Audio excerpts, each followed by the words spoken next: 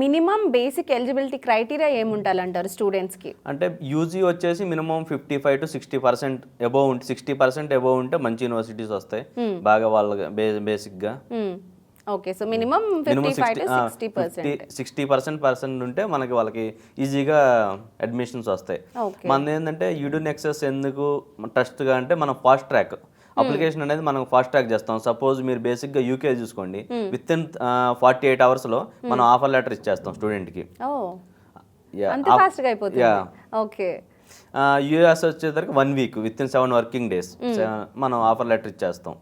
So ఇప్పుడు ఏంటంటే mostly students కూడా కొంచెం మంది యూఎస్ వెళ్ళాలంటే ఆ ఫోబియాలో భయపడుతున్నారు. యూఎస్ ట్రంప్ ఉన్నాడు, ఎలా చేయాలి, ఏం చేయాలని.